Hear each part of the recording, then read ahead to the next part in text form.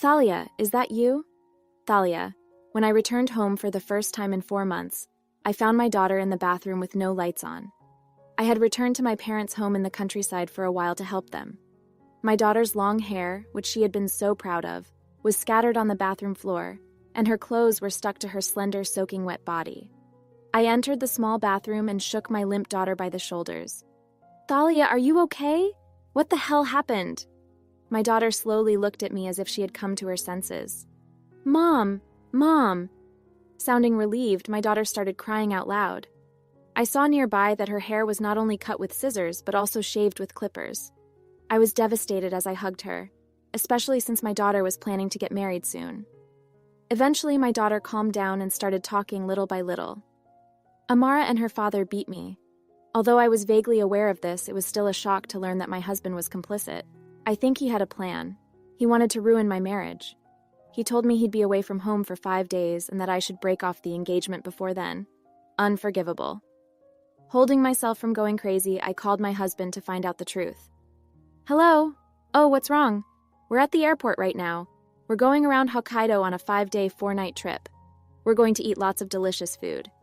After doing that to my daughter, my husband said everything so calmly as if nothing had happened. Fine, he can play these games if he wants to. At first I had called to yell at him, but my husband's behavior stopped me from doing so. Did something happen? It's almost time for my flight. So if you have anything to do, please put it in your email. Oh yeah, I want to enjoy my family trip, so don't contact me during the trip. Then I'll go with that. The phone hung up.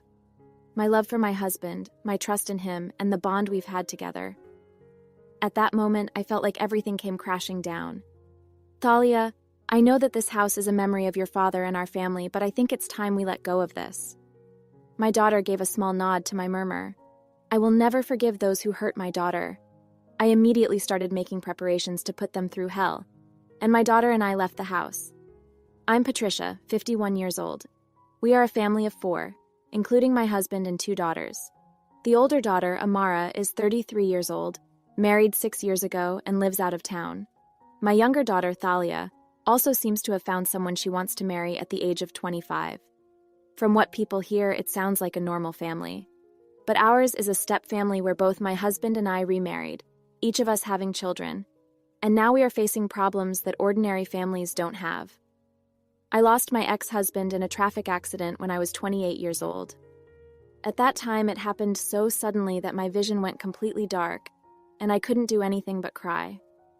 On the night of the wake, my girlfriend's mother spoke harshly to me as I fell asleep from shock. Patricia, stay strong, you're a mother. My mother's words brought me back to my senses. I was so wrapped up in the grief of losing my husband that I could no longer think about my daughter. We'll support you. You need to take good care of Thalia. This is something only you, as a mother, can do. Tears overflowed from my eyes. My heart broke as I thought of my husband who had left behind our 2-year-old Thalia. However, a different power than before was growing inside me. From now on, I will protect Thalia by myself. That thought seemed to make me stronger. Why don't you come back to your parents' house once you've calmed down? I was happy about my worried mother's suggestion, but I had no intention of going back. Thank you, but this house was left to me by that person. The house the 3 of us had lived in was our own home that my husband and I had purchased shortly after getting married. After my husband passed away, I was unable to leave because the loan for the house would be paid off through insurance. It's okay, I'm sure things will work out. My mother respected my choice, and for about 6 months, she came from her home in the countryside to support me. I am thankful to my mother for helping me to get back on my feet sooner than expected. I met my current husband, Orson, at my first part-time job after becoming a single mother. It was a small company with about 15 people, so the employees were close to each other, and it had a homely atmosphere among them. I immediately hit it off with Orson, who was single and raising a daughter, and we became friends. She was a stylish and cute person with shaggy curly hair and round black spots. My daughter is in 5th grade, and maybe because I'm a man, I just can't help her understand how girls feel. His daughter, Amara, shown in her photo, was a cute girl with curly hair just like her father. Sometimes I don't know what to do when my daughter cries and asks, "Where's my daddy?" I guess she's jealous of all the fathers participating in events at the kindergarten. I think just having someone to listen to my troubles and worries made us both feel a little better. As an extension of our consultation, we gradually started seeing each other more and more outside of work, such as accompanying his daughter's shopping and driving her to an aquarium that Thalia wanted to go to. As we worked together to raise our children, we started dating. "Will you marry me?" We'd been together for a year, but I wanted to support you. I promised to love you with all the memories you have of your ex-husband. Thalia was also attached to him, and his daughter Amara got along well too, so I had no reason to say no. At some point, I also wanted to protect our daughters with my husband and wish them to be happy. After we finished greeting each other's parents, we immediately registered our citizenship and started life as a family of 4. My husband and I talked about housing, and we decided to continue living in the same house I was living in, but I felt a little guilty about starting my life with my new family in the same house I had lived in with my ex-husband. "I will make Patricia and Thalia happy." As if sensing my feelings, my husband clasped his hands together and declared, facing the small Buddhist altar of my late husband. Seeing that, I felt like I had finally come to terms with my feelings. When we started living together, Thalia was happy to have a big sister and started following Amara around all the time. "Amara, let's play together." With an age difference of 8 years, it would be impossible for them to play together.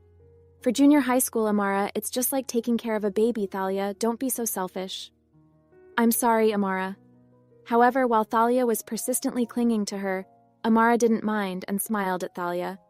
The sight of the two of them made me smile, and I thought from the bottom of my heart, "I'm so glad we got married." "One day, Mom, what is a cabbage patch?" One night while watching TV with my husband, Thalia suddenly asked me this question. "Amara says I look like a cabbage patch." Her husband and I looked at each other and burst into laughter. Thalia's hair and a bob cut indeed looked like a cabbage patch. I tried to comfort her by saying, "I mean, it's cute," but she was laughed at, and Thalia started to dislike having a bob cut. It became standard to tie her long hair with an elastic band, and before she knew it, her hair had grown to about her chest. However, this would cause big problems later on. Amara's sister has beautiful hair. It all started with the words of Amara's friend who was visiting our house. France's fair skin and glossy straight hair were inherited from her father, but her long hair caught the eye. Amara's hair is shaggy, though. The innocent words from her friend brutally hurt Amara. As she entered her adolescence, at her school the boys in her class seemed to make fun of her curly hair, and Amara gradually began to feel insecure about it. Her hair and started to distance herself from Thalia, who had straight hair. A year had passed since the 4 of us started living together. When I returned home from shopping and opened the front door, I heard Fran's loud cries. I hurried to the living room where Amara ran upstairs, and Thalia hugged me. "Mom, Amara did this. Oh God, what happened to you?" Thalia ran up to me, her hair cut short on one side, and a strand of hair on the top of her head was bald as if it had been cut off from the roots. Although young, Thalia is a girl. There's no way she wouldn't be shocked to have her hair cut. "Amara, come out! What does this mean? Explain." Lost in anger, I banged on Amara's door as hard as I could. "Why are you doing this? If you're a middle school student, you'll know what's okay and what's wrong." I'd probably be just as angry if Amara were my biological child. When my husband returned and saw France's head, he became furious and dragged Amara out of her room and slapped her. Without even listening to Amara, he forced her to apologize. It was probably too much. However, France's hair was in terrible condition. After we calmed down and heard Amara's reasons, we were depressed again. We tried to take care of Amara as much as possible, apologized for getting angry, and talked to the school. But it was too late. Amara began to stay in her room except for meals and did not want Thalia to come near her, and we no longer went out together. I had many discussions with her, but Amara's closed heart never opened up again. I should have taken Amara's side. I've had a lot of bad experiences with quirky hair too. My husband was deeply hurt and regretted hitting Amara. "I'm going to go to high school from Grandpa's house." Amara moved to her in-laws' house upon entering high school, and from there she began attending school. As we lived apart, Amara regained her composure, and our relationship gradually improved, but she did not return to our home until she graduated from college. Around the time Amara got married and moved out of state and Thalia started looking for a job, my father-in-law passed away due to illness, and I ended up living with my mother-in-law. The house was old and in need of renovation soon, so we decided to leave it as is for now and have them come here. A lot has happened with Amara over the past 10 years, but I thought I had gotten along fairly well with her mother-in-law. However, by living together, I realized that this was a misunderstanding. Within a month of living together, my mother-in-law started to harass me and Francis. She doesn't do anything and nags at me. Maybe it was because of the dissatisfaction and feelings that she had stored up for many years towards me. At first, I was stressed out about my mother-in-law, but gradually I started to feel less stressed. This is just my personality, but rather than feeling stressed out about being forced to do something, I tend to change my mind and say, I'll do it myself. It's okay for me too. I know that it will be easier for Mom if I help. No matter what Grandma says, I've already decided to take the initiative. It'll work out somehow as my motto, and Thalia seems to have inherited that as well. She seems to be looking at me for some reason, and I can't help but laugh. Her mother-in-law, perhaps not amused by the fact that Thalia and I didn't care, turned her attention to her husband. It wasn't a front. It was a kind of brainwashing. One day, 3 years later, Amara, who had been married and living outside the prefecture, suddenly returned. The divorce was due to her partner cheating. I received a large sum of alimony, so I'm done with it. However, I feel lonely suddenly being alone. Is it okay for me to come back to my house? I'm sure it's great. This is your parents' house and always your home. Amara's divorce was a shock, but my husband looked a little happy that she had come back. When Amara joined the family, and our family of 5 began living together, things in the house gradually became strange. My mother-in-law and Amara got together and started treating Francis and me like we were housekeepers. My husband was sweet to Amara, and the house seemed to be divided. Amara is hurt by the divorce. Please listen to my selfishness. I'm going to be Amara's #1 ally this time. I knew how my husband felt, and although I knew that I didn't want things to go on like this, I didn't know what to do about the situation. After a while, I received a phone call from my parents' house. My father collapsed and was hospitalized for 2 months. The tired voice of my mother made me want to rush over to her, but the thought of my mother-in-law and Amara, who were doing nothing, made me worry about Thalia. You don't have to worry about us, just go. That's right. If you don't go and something happens, you'll regret it for the rest of your life. Thalia's words encouraged me to return to my parents' home, which was just a plane flight away. I had originally planned to return home for 2 months, but when my father was discharged from the hospital, my mother's condition deteriorated, so I decided to extend their stay. During that time, I communicated with my husband via email and spoke to Francis often on the phone. As expected, it seems like Thalia is now left in charge of housework. I tried complaining to my husband over the phone, but to no avail. Thalia says she'll do it herself. She's not being forced. I can feel a sense of suspicion towards my husband spreading in my chest. Everything may be reaching its limit soon. Even as I thought so, I was worried about not being able to return home right away. Just as my parents were feeling better, Thalia gave me some good news. Mom, there's someone I want to marry. I'd like to introduce him to you. Do you think you'll be back next month? I grabbed my phone and jumped for joy. Of course, I'll be home right away for Thalia. Let me know when the date is decided. I'll be home by then. When I told my parents, they both seemed to feel better all at once. However, the day when her fiancé was visiting was approaching, and as I was preparing to leave my parents' house, I received a phone call from my husband. It looks like Fran's fiancé's arrival has been postponed until next week. Huh? I haven't heard anything. Oh, it seems like you're busy right now. Thalia asked me to keep this message for you, so please refrain from contacting her for a while. All right, I understand. I was disappointed that it had been postponed, although I thought I had no choice. Also, since I've had a bit of a long break, we're thinking of going on a trip starting Saturday. Why don't you stay over there and relax for a little more? Yeah, then I'll do that, but I'm thinking of going home soon, so please let me know as soon as you know the schedule. Yeah, but there's no need to rush. We won't be there when you come back next week, and Thalia will be busy too. You should take your time, you don't have to push yourself too hard. Yes, thank you. I felt a sense of discomfort as my husband seemed to not want me to come home. It bothered me that the trip was the day before her fiancé was scheduled to arrive, and it didn't make sense that Thalia was so busy that she asked my husband to contact me. I was feeling anxious and decided to go home. On the day my husband and I left for the trip Saturday afternoon, when I arrived at my home for the first time in 4 months, the house was completely silent, probably because I had already left. The only thing I could hear was a strange hissing sound coming from somewhere. I'm back! I tried calling out from the front door, but no one answered. I left my carrying case at the entrance and quietly walked into the house. There were no lights on in the living room or kitchen, and I knocked on my mother-in-law's room, but I didn't hear a single sound. I had a bad feeling. I realized what the sound was and hurried towards it. That was probably the sound of the shower in the bathroom. When I dared to open the door to the bathroom with no lights on, I saw a person sitting flat on the floor, leaning against the wall. What? I can't help but let out a scream.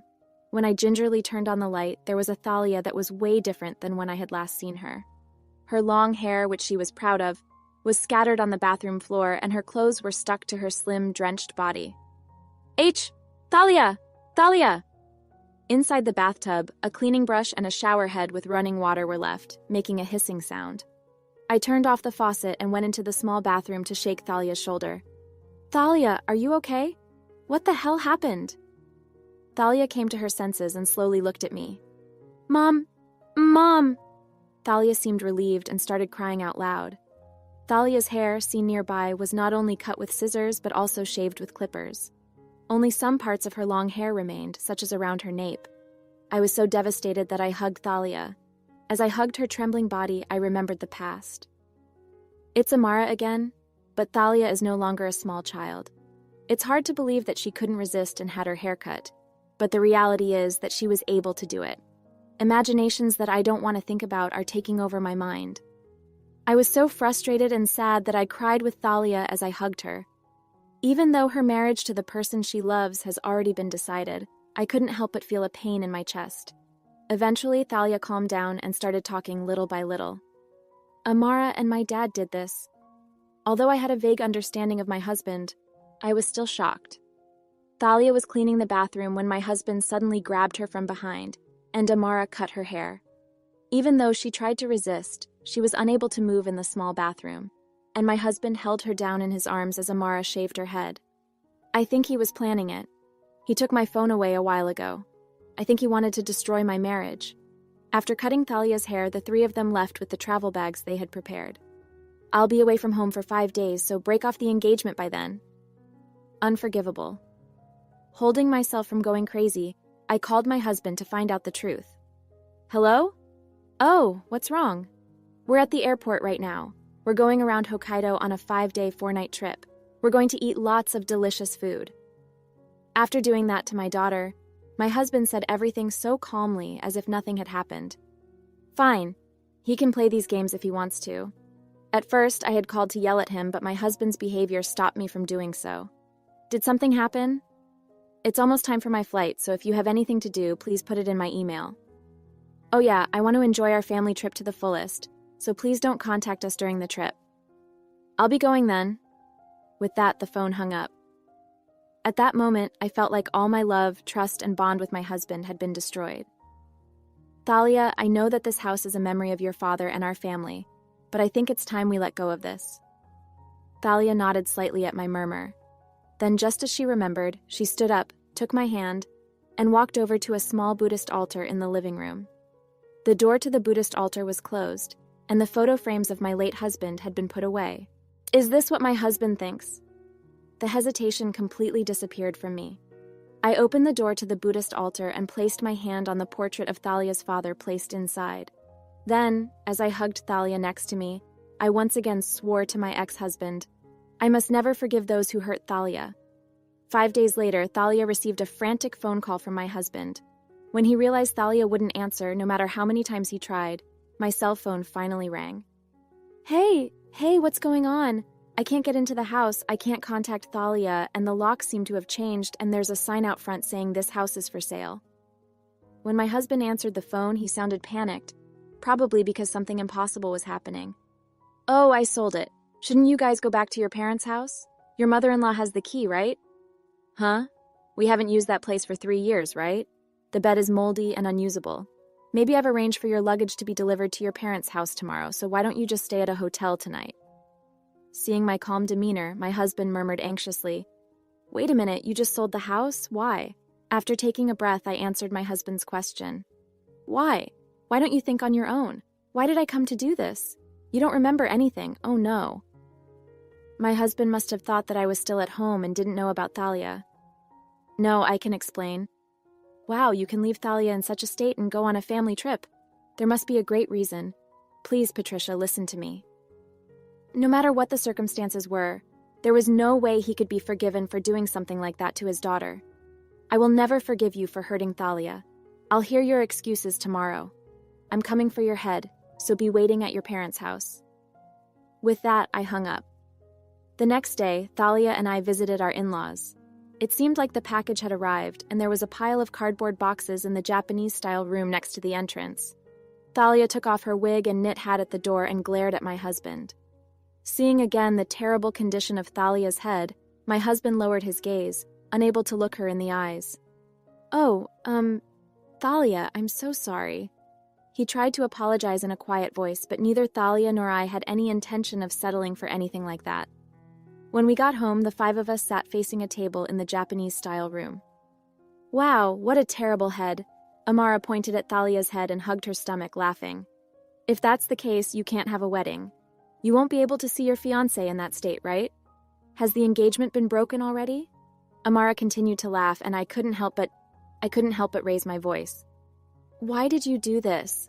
Were you jealous of Thalia's hair? That was your reason, right?" When I said that, Amara stopped laughing and glared at me. "That's right, she let it grow that long to show off. She was trying to get to me because I have bad hair, right?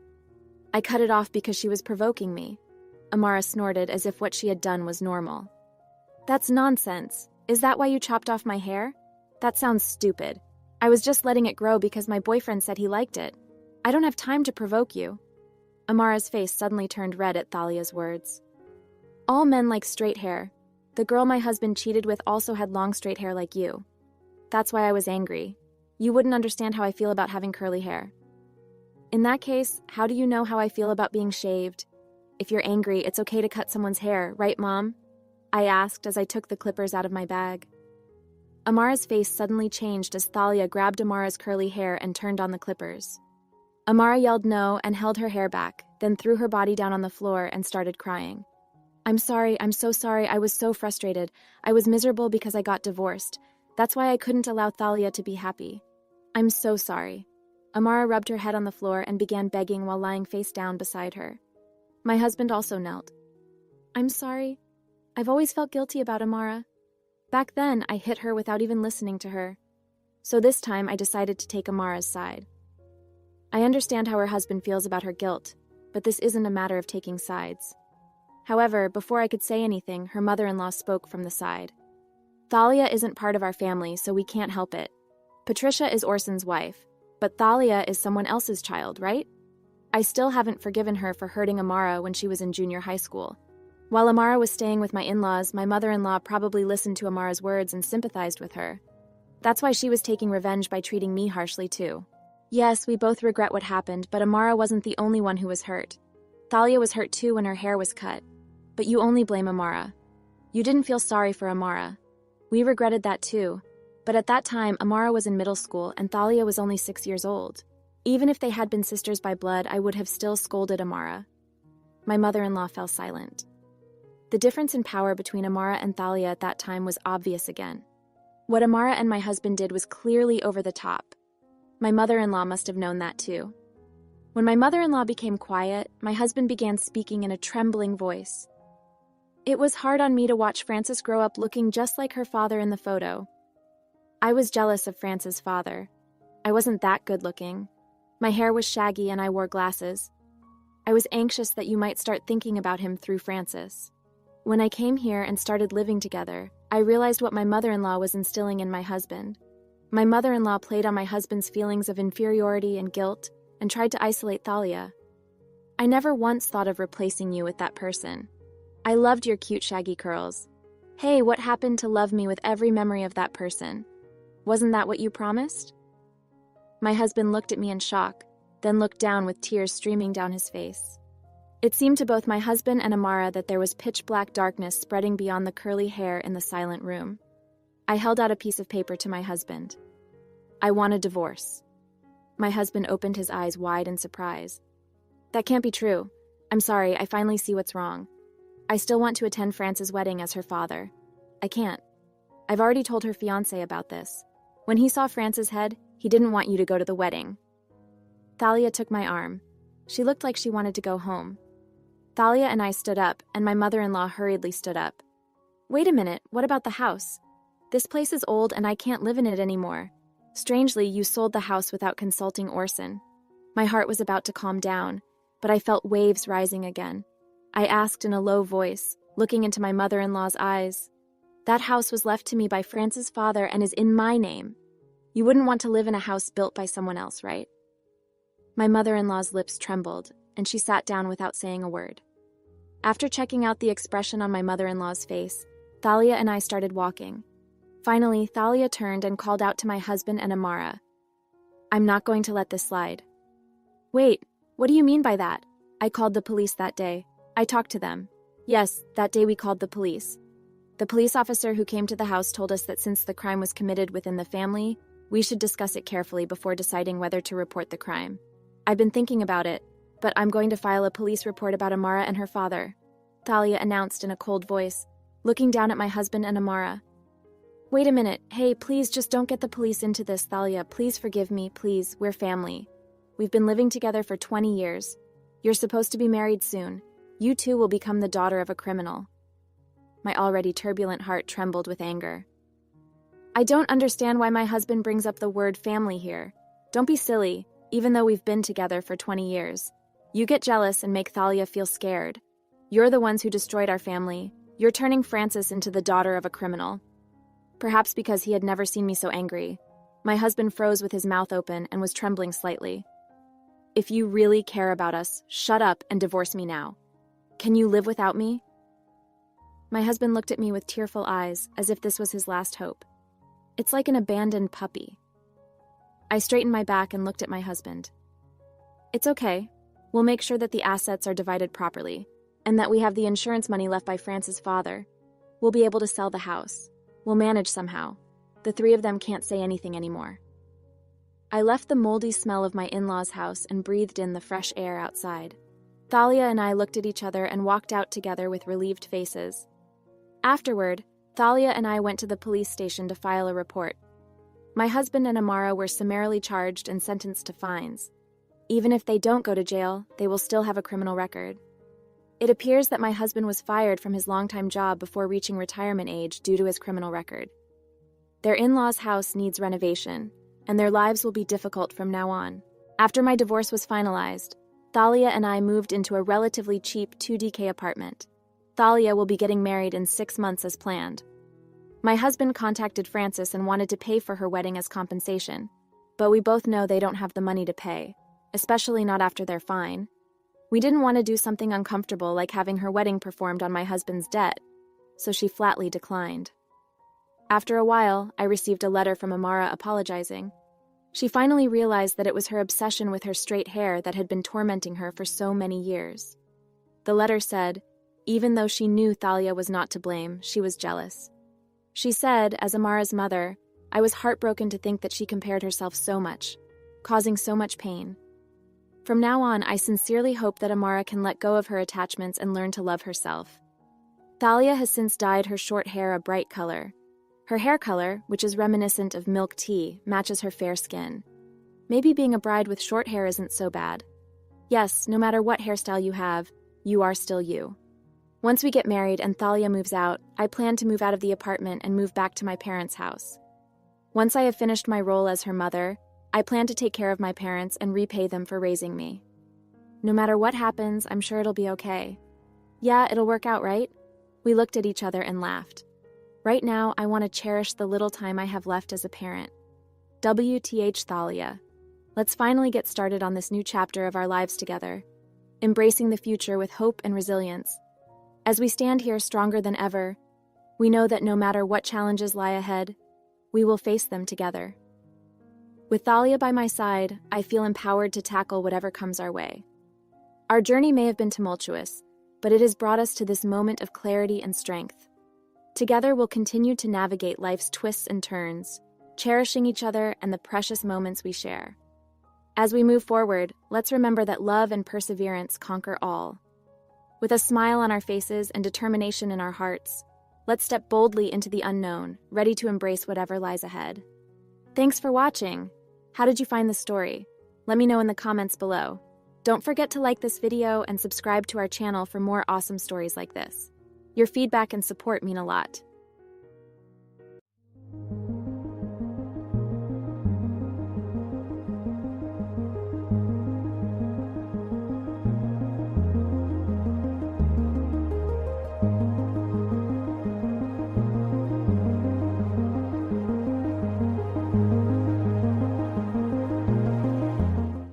All right, everyone's presentations are done. Nick, the manager, said as he tried to move the discussion forward. Excuse me, I haven't. I recently found out something. Nick interrupted me and began to speak. There's apparently someone in this department who didn't graduate high school and is just a part-timer. Meetings should be for employees only. Absolutely right. His lackey, Mike, of course, agreed with Nick. I'm leaving. After leaving the meeting room, I started to shut down my computer. I noticed that an email had arrived, not in my personal inbox, but in the company's shared email. Thinking, there's no point in speaking up, no one will listen, I went home quietly. The next day, I heard a commotion from Nick's desk. He was staring at his computer screen, his face pale. Nick? Is something wrong? Mike looked at the screen with him. And he turned even paler than Nick. Why is he so angry? Knowing the reason for Mike's distress, I thought to myself, serves them right. My name is Adam. My mother passed away when I was in the 9th grade, and I was raised by my father. Well, you could hardly call it being raised. After my mother passed, my father changed. He drowned his sorrows in alcohol, and though he still went to work, he squandered our living expenses on horse racing. Because of that, I had to start working part-time as soon as I entered high school. Every month, I went to the convenience store with bills in hand that couldn't be auto-deducted from my father's account. Even though I endured it because I didn't want to be alone, I reached my limit in my second year of high school and dropped out. I found a live-in job at a distant inn. Thank you for everything. The day I left home, my father, still staring at the TV, spoke. Take care. That was our last conversation. Back then, 18 wasn't the age of majority, so I needed my father's permission to work, and I couldn't hide my place of employment. Yet, my father never visited me even once. I kept working just to survive, and before I knew it, I was 42. Years of hard work paid off, and I was transferred to the headquarters. I was thrilled to be recognized by the company, as I thought I'd be working in the field until retirement due to my lack of formal education. Listen up. Our work can change the future of our employees. Don't drag us down.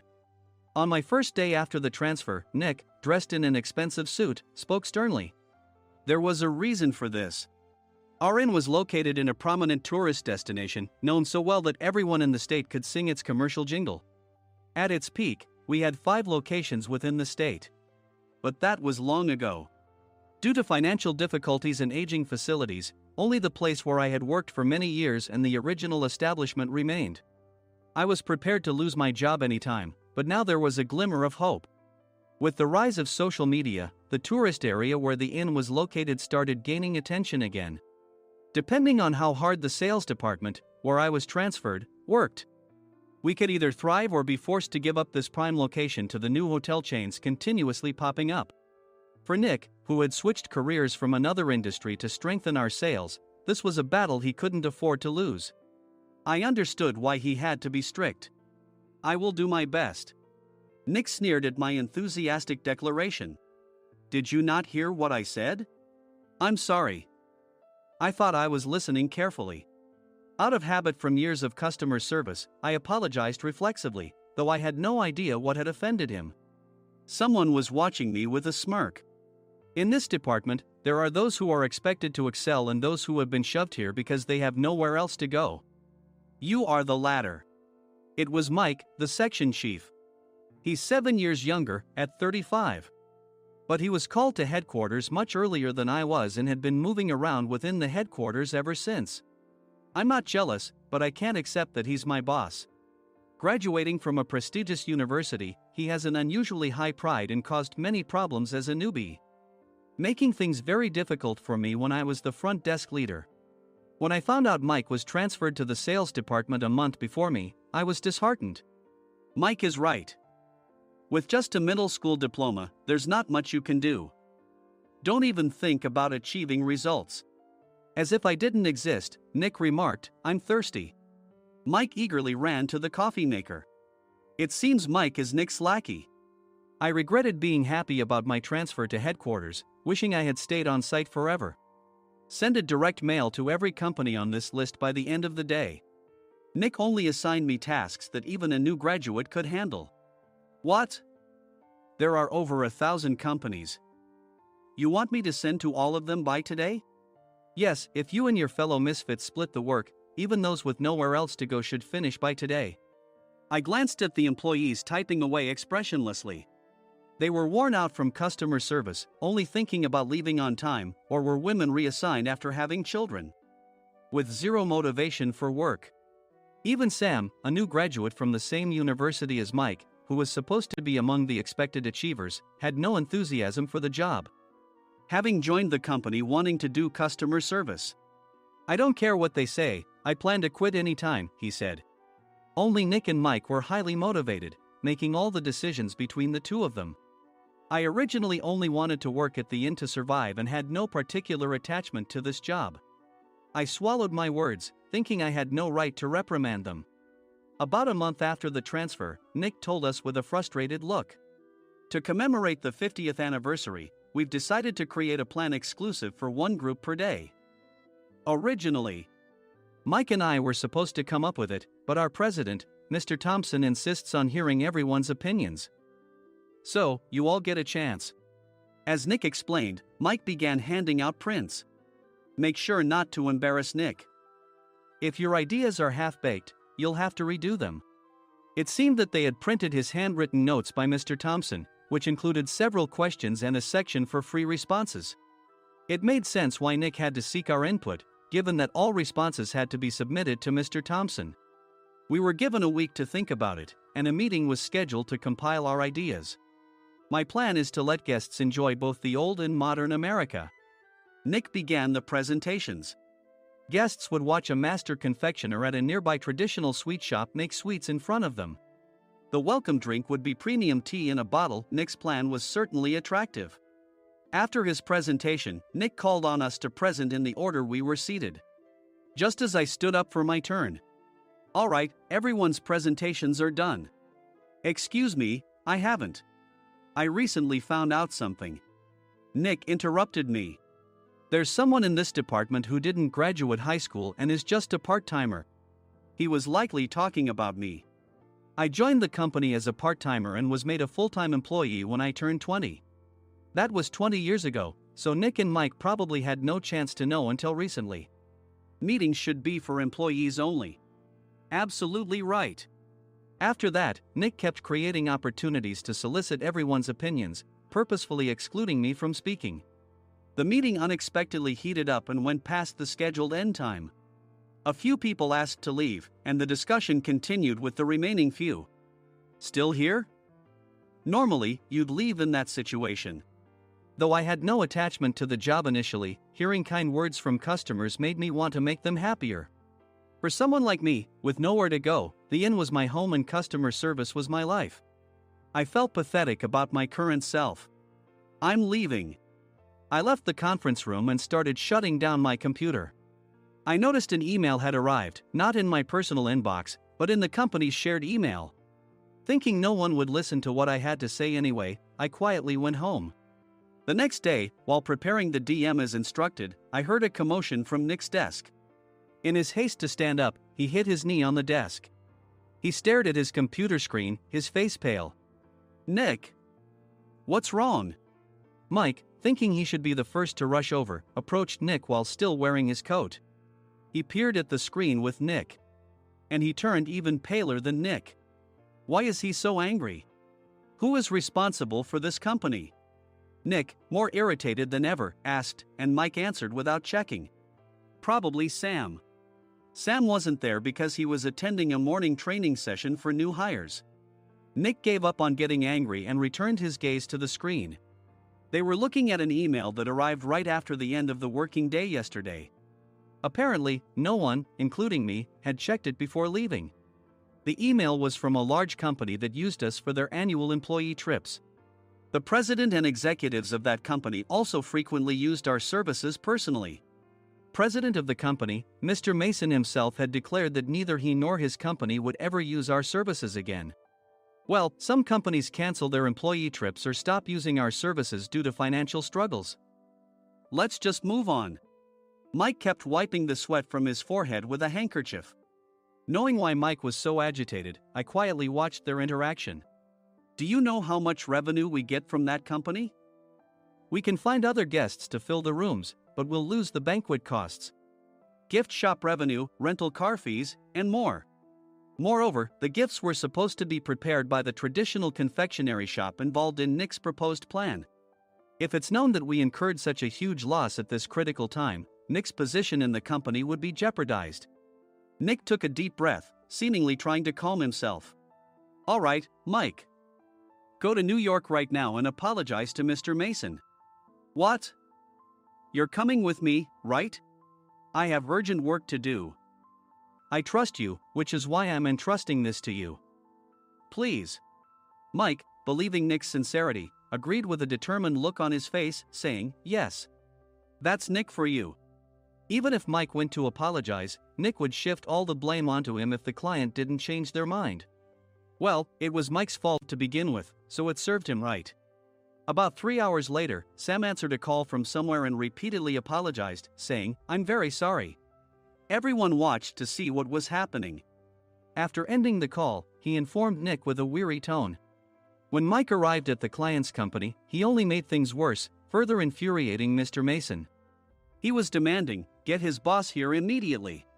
It was no wonder Sam was exhausted, dealing with such a call right after returning from training. What is that idiot doing? All right, Adam, you're coming with me. If sacrificing Mike didn't work, then I must be next. Normally, I'd want to refuse at all costs, but I saw an opportunity in this situation. If I can be of assistance, I'd be happy to join you. I obediently followed Nick, and we flew to New York. When we introduced ourselves at the reception, it became clear how serious the situation was, as the receptionist personally escorted us to the president's office. Angry voices leaked through the door, making both Nick and me uneasy. Excuse me.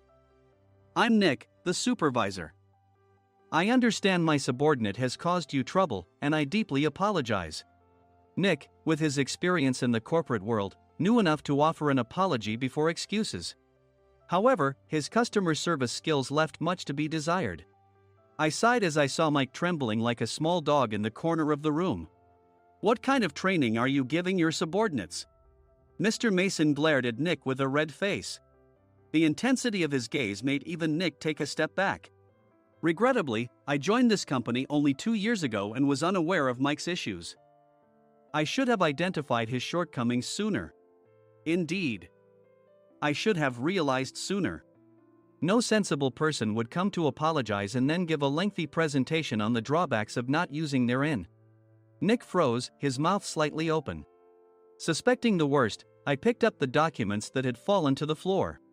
It seemed Mike hastily prepared these documents on the plane, listing the disadvantages.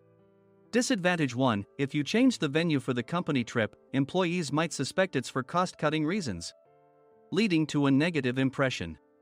Reading it aloud half-jokingly, Nick snatched the papers from my hand and checked the contents with a furious expression. Among the stack of documents was a receipt from a nearby convenience store's copy machine. I felt a pang of dread, hoping he hadn't shown the receipt as well. What do you think he said when I asked what kind of nerve he had to do this? I'm very sorry. Faced with the dire situation, Nick must have thought there was nothing left to do but apologize. In a voice smaller than I'd ever heard from him, he uttered words of apology. He said, I'm a Harvard graduate. I don't believe I said anything wrong. Mike, what have you done? Forgetting his plan to pin the blame on Mike, Nick yelled loudly, even in front of Mr. Mason. I didn't do anything wrong. You're still saying that? Look at him. Mike pointed at me with a shaking hand. I was assigned to headquarters in my 20s and now I'm a section chief. This guy only made it to headquarters at 42. Everything I've done proves I was right. So why are we losing the contract? Having said his piece, Mike collapsed to the floor. Of course. You were sent there because you had nowhere else to go. Mike never expected to hear such words from someone he looked down upon. He lunged at me, and Nick hurriedly stepped in to stop him. Mr. Thompson told me Mike is a quick thinker, and to take good care of him. There's no way he was pushed aside. Don't make things worse here. He didn't say quick thinker, he said only quick-witted, didn't he? I don't remember that part. I recalled the many troubles Mike caused when he was a newbie. When Mike was on the front line, his pride was so high that he never apologized to customers. Customer service, especially in our job, doesn't work alone. It brings both good and bad situations. If the front staff or housekeepers made mistakes, or the cleaning company didn't properly clean a room, one had to apologize to the customers regardless of personal fault. Mike, in such situations, would never apologize, insisting he wasn't at fault. This often angered customers, and as the front desk leader, I frequently had to apologize on his behalf. He caused complaints and disrupted operations, which is why he was quickly moved to headquarters. In departments where he didn't interact directly with customers, his quick thinking was beneficial and things went well. But it seemed his flaws were starting to show. Corporate reservations are supposed to be entered into the system by the sales representative. But a quick check yesterday revealed that more than 10 items were missing from the client's reservation. The handover document clearly stated what needed to be prepared. Why didn't you enter it into the system? Why do we have to give them special treatment? Filling rooms near the banquet hall, setting up all the food in advance. Specifying the brand of wine, they're too demanding. No wonder he always angered customers, I thought, feeling a headache coming on. Grouping them in rooms near the banquet hall is for our benefit too. It makes it easier for the staff to set up beds and serve breakfast since everyone's schedule is synchronized. As for the other requests, Mr. Mason suggested them to lighten our load. I didn't know that. Nick finally seemed to realize that Mike was the one who had angered the client. What did you say to them? I just told them we wouldn't give them special treatment anymore. We shouldn't waste effort on things that don't bring in money. I was utterly exasperated at his lack of understanding of customer service. Of course, we shouldn't comply with unreasonable demands. But carrying over successful practices from past stays makes customers feel remembered and enhances their experience. Good memories encourage repeat visits. That's part of our job. I looked down at Mike, who was sitting on the floor. In our job, nothing is a waste. Mr. Thompson likely moved you to the sales department, hoping you'd finally understand this. How do you think he feels now that you've failed to meet his expectations? Mike, tears in his eyes, fled the president's office. I was amazed he still hadn't apologized. You have it tough, Adam. It's okay, we're all employees of the same company. I deeply apologize for this disrespectful incident. Especially after all the care you've shown us. If it weren't for you, Adam, I really would have stopped staying here. When I heard you were moving to the sales department, I was willing to reconsider if you handled it. Seeing us talk so amicably, Nick's face contorted. Do you two know each other? Adam's service is excellent. I always requested him specifically. Normally, we don't accept specific staff requests, but we made an exception for Mr. Mason, adjusting my shifts accordingly. He had personally stayed at our hotel just before my transfer, and during casual conversation, I mentioned, I'm moving to the sales department soon. If I hadn't told him then, things could have been much worse. Please continue to take care of us. I look forward to it. On the return flight, Nick awkwardly offered me a can of beer. It's still working hours. Of course, I had no intention of forgiving him for a single beer.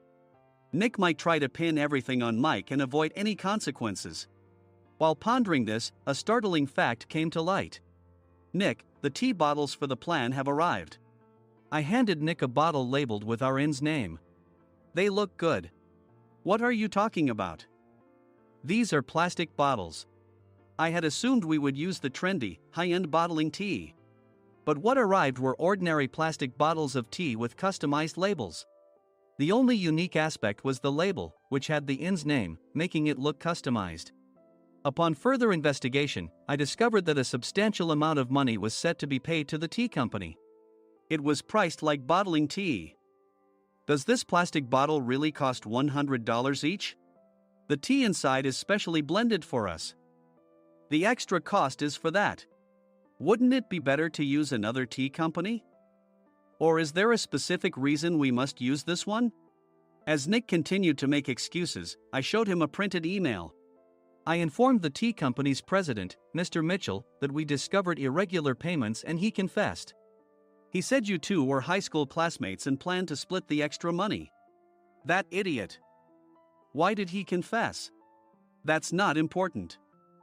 You should worry about yourself, this could turn into a police matter. Opening the bottle cap, I suggested. How about calming down with this tea? It supposedly has a relaxing effect. Nick drank the tea frantically. In the following days, decisions were made about their fates. Mike was reassigned to the General Affairs Department, with no chance of transfer or promotion, as per Mr. Thompson's orders. As for Nick, since the payment to the tea company hadn't yet been made, he narrowly avoided legal trouble. Instead, he was encouraged to leave the company, and to avoid further complications, Nick submitted his resignation. Rumor has it that connections between HR departments have made it difficult for him to find new employment. Even though it was good to have those two gone, something unexpected happened in the sales department. Everyone became motivated and united in refining the 50th anniversary plan. In the end, my plan was adopted. We collaborated with the Tourist Information Center to provide personalized guides. The plan, tailored to the number of guests, was truly special for the 50th anniversary. Hey, is Adam's family coming to stay? I immediately booked that special plan for my family. Sam noticed it on the reservation list and quickly picked up on it. Yes, I'm inviting my father. That's great. I might invite my parents too. I lacked the courage to face my father just as Adam. But here, with the confidence Mr. Mason praised, I felt ready. The 50th anniversary plan was a perfect opportunity to reconnect with my father. I hoped to bring back the days when we could laugh together as we once did.